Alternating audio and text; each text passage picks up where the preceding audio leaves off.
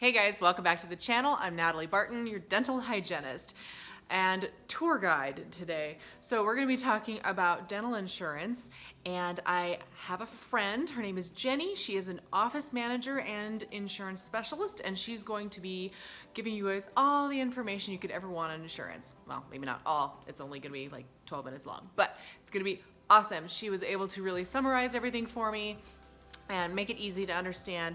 So I hope this answers a bunch of your questions, and let's get going. So again, Jenny, thank you so very much for helping us out, and take it away.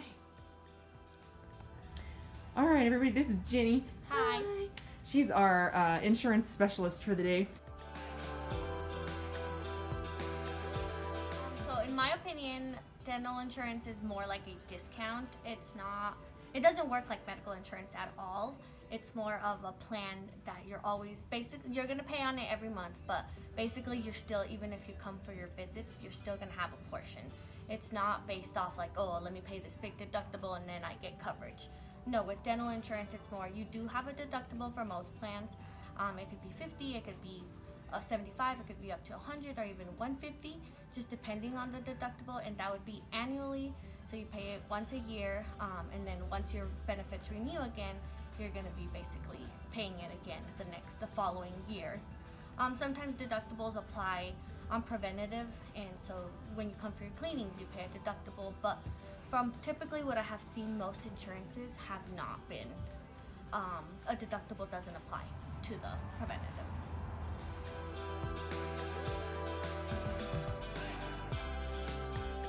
So for the standard insurance, most of them are usually covered with 100% for preventative and diagnostic, and basic is at 80%, and major restorative is at 50%. Some insurance plans have, a $500 max, $1,000, $1,500. I've seen up to $2,500. There was one plan that was crazy. It was $25,000 for a max in a year. So that was definitely not a normal plan, but you can have a nice max. And what that means is basically for the year, insurance gives you an amount that you're allowed to spend. So it could be, like I said, that $1,000 or $1,500 is basically the ones that are the most common. Hey guys, I'm back. I'm gonna interject real quick. I was at a class about 2 years ago, it was before COVID, and they were talking about dental insurance and the history of dental insurance. And it was fascinating to me that this $1,500 max has been that way since the early 70s. Now, think about this. In the early 70s, your basic cleaning was about $8, your x-rays were $4, and your exam was $4. Crowns were probably under $300, $150 to $300. You could get a ton of work done in your mouth back in the 70s for that $1,500 max. Now, over time, we've had a lot of inflation. However, the insurance coverage has not inflated to go with it. So when you are thinking about dental insurance again, kind of like she said at the beginning, we're thinking more of a coupon. This is not insurance in the medical sense. So anyway, back to Jenny. Depending obviously on your fee schedule, let's say MetLife. I like MetLife. Most of the time they're really good with paying. They pay on time. The coverage is pretty decent. And so yeah, basically it all depends on your fee schedule that you will be using through your insurance. So if you contract with an insurance, you're going to use the fee schedule that the insurance is allowing you to use. You can't use like your UCR fees. If you are, and that only applies if you're in network. So we also have in network, out of network. If you're in network, then we go based off the fee schedule that the insurance provides for us. If it's out of network, we are allowed to use our UCR fees. Most dental plans still cover, basically like your preventative and diagnostics, but it is at our rate instead of the insurance rate. What's so UCR stand for? So UCR is usual, customary, and reasonable fees, and it's based off your location. So like you could be between the 50th percentile up to like 100th percentile, and just depending, you can fall in between that, and that would be the fee schedule you use for your office.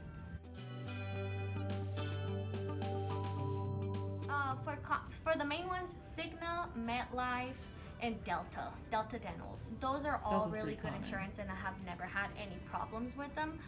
Here or there, obviously insurance takes a while to pay sometimes, but for the most part, they're pretty good about paying.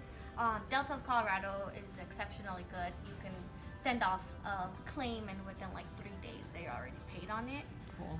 The good thing about that is you could use EFT with most insurances. So what that means is that they'll pay you electronically, and it goes straight to your bank instead of you having to like wait for a check, which takes a lot longer. And that's pay the office, not pay the patient, right? Yes, yeah. All insurances will pay to the office. If there's 1 or 2 plans I have seen that pay to the patient, and then the patient pays us, but for the most part, it does come to the office for their portion of payment. Definitely go look into Guardian. I forgot to mention Guardian's a good one. They pay really well as a patient. Honestly, I don't know, how much you guys are paying a month, but I can tell you for most of those plans, it's not too bad what you're going to be paying, and for what it's actually worth. Right. So what's like the average payment for an insurance plan, you think, for a month? Well, honestly, I don't know that. Like, I've never seen like how much a patient pays a month. Yeah, me So I'm neither. not too sure. Like, I work in the back. I know, right? I work on I the pay my back own side of dues, it, I don't know. but so yeah, that I don't know, to be honest with you. Me again. All right, so I did talk to a couple other offices while I was temping over the last couple weeks to see what other plans they really liked. Delta Dental did come up, especially of Colorado. Delta Dental of Colorado came up quite a few times, specifically their dental clear plan.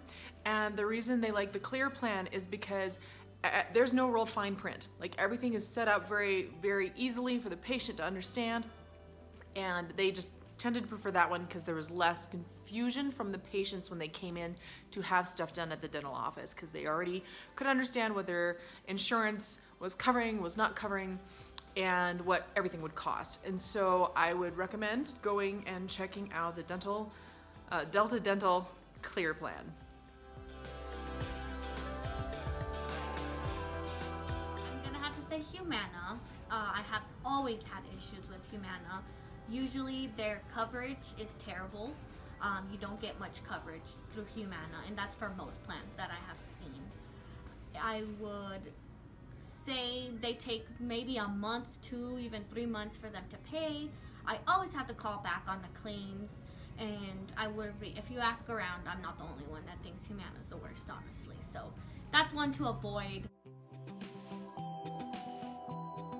So for patients with no insurance, we do have some office in-house plans, and basically most dental offices have their own little plan that they have to help the patient out, but we go based off the UCR fees. So we would typically either give them, the 20% off, or, obviously depending on, every office is different on how much it pays. It also depends on, what kind of patient you are, if you're a periodontal patient, if you're just, a regular 6-month prophy checkup patient. It all really does depend, but for the most part, most offices will be 20% off of services. Another insurance that's really helpful for a lot of patients is Medicaid. That one just depends on the offices, on who takes it and who doesn't, but if they do take it and you are able to get on Medicaid, I do recommend it. For the most part, they do cover a lot of things, but there is some stuff that they're obviously not going to cover. You would just have to ask around and obviously make sure to see that they cover it. For the most part, though, fillings are covered, cleanings are covered, exams, x-rays, all at 100%. You don't have a portion with that. For crowns, for scaling and root planning, you do have to send a pre-authorization. If you need dentures, you need a pre-authorization. So, and then if they approve it, then you're good to go. With Medicaid, you do have a $1,500 max, no deductible.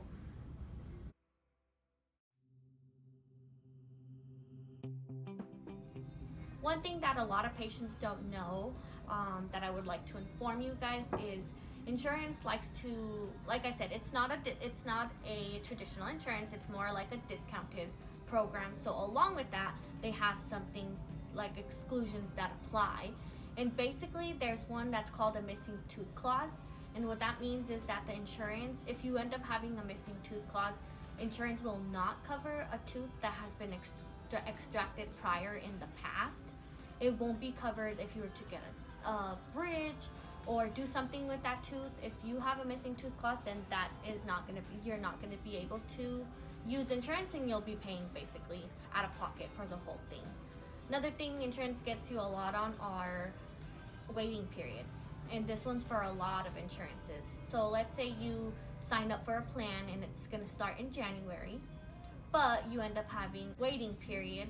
So what that means is insurance is not going to pay for like the whole year. Some of them are 6 months, some of them are 12 months.